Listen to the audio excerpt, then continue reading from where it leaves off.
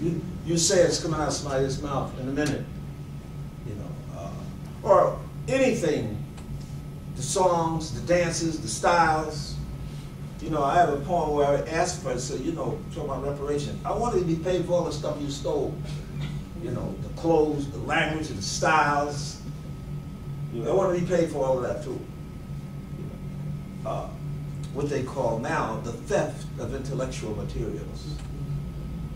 You know what I mean? So standard English in the United States is a myth, just like white America is a myth. You know, what the Obama thing proved is that white America is complete fiction. That the diversity of the American population has now exerted itself, clearly. You know, that Obama with that 90% black and 60% Asian and 60% Latino and those progressive white folks, that's the new united front that can, if it was conscious, direct this country. You know, it's a question of the consciousness and the unity. To judge Du Bois' assertion, and he made this assertion if you read the book, The Negro. Anybody read that book, The Negro? It's 1915.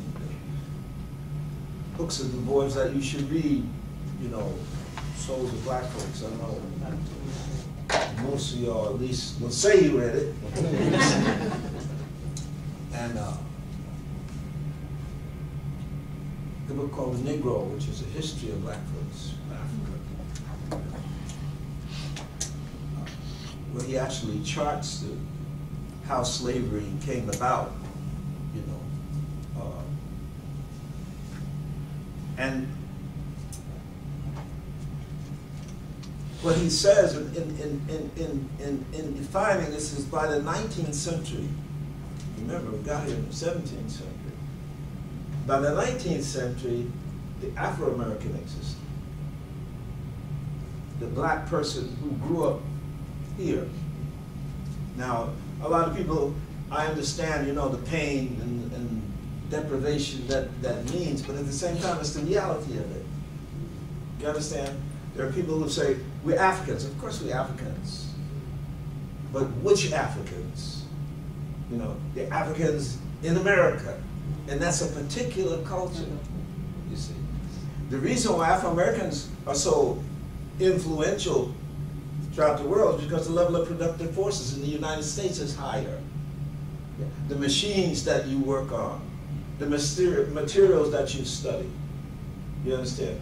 It's at a higher level because of the wealth of the United States, you know. And so when you go to a country, man, I used to travel to Africa all the time, or Cuba, or somebody would say, you know James Brown? That is, that becomes important to people all over the world because of the level of its dissemination. You understand? There might be some hipper people in Honduras, but they can't get that hipness disseminated as widely as, say, James Brown. You understand? So that the Afro-American becomes an example of blackness around the world. You understand what I'm saying? It becomes a paradigm of blackness around the world for good. And it's interesting that in the 60s, during the whole civil rights, black liberation movement, people all over the world celebrated black people because of that. Because we had two very, very articulate spokespersons, Martin Luther King and Malcolm X. Two of the most articulate people on the planet, not just black folks. You understand what I mean? So that people, there's a great movie you should see with Du Bois, again, one of the most articulate people on the planet. If you read his books, you can get a complete set of Du Bois' works for $210 if you know. But there's a picture, there's a movie, and we made a documentary called Four Voices Autobiography, The Life of W.B. Du Bois. It was done on, what is the History Channel. Four of us wrote sections, you know. But I wrote the section where he was indicted as an agent of a foreign power, 1950s. And they called, what, 24 witnesses. And finally, you know, the people said, well, you know, you haven't proved that he's an agent of foreign power. You proved that he don't agree with you.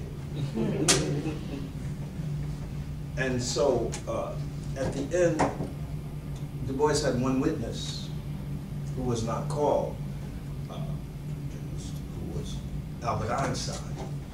And so the judge said, oh no, you're not going to do that to me. You know what I mean? Because Du Bois' opinion, you're going to put Einstein and Du Bois side by side and really say something to them. No, I'm not going to do that. And that's how I got out. But the film I'm talking about is during this period when Du Bois visited China and is in Tiananmen Square, you know, a million people, with Mao Zedong.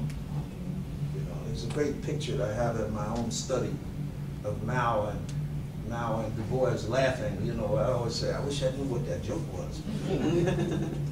But anyway, Mao, you know, celebrates Du Bois and so forth and so on. He's a great writer, great thinker, great activist. And he gets up, and his introduction is this: in my own country, I'm not known as a great writer, a great actor, I'm a great thinker. In my own country, I'm known as a nigger. Now, he says that to 1 million people. You understand? He says that to 1 million people. Do you understand that to the Chinese, what that speech means? You know, that labels the United States in a way that nobody else could label it. Because the Mao Zedong just got through this is a great man, he has written these books, not my country. And of course he went to Ghana and died. He was supposed to be editing the African Encyclopedia. But to tell you about the whole emergence then of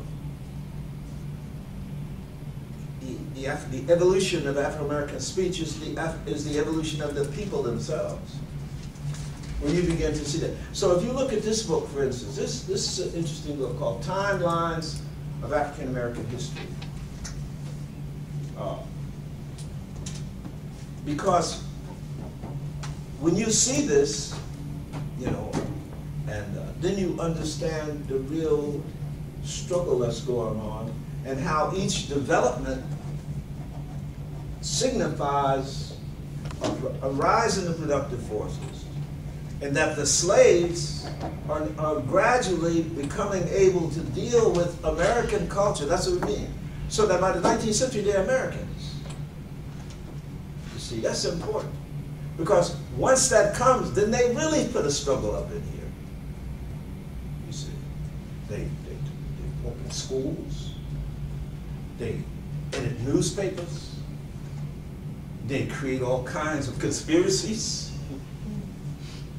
They teach each other. Do you know the book Jubilee by Margaret Walker? Okay. There's a slave in there who got no pass. He never has a pass. You know you had to pass to go off the joint. He has no pass. But what he had was he could read and write. And so he writes his own pass. You see? And so he is actually thought to be a captive on 3 different plantations. He writes a pass and walks off. Go to the next one.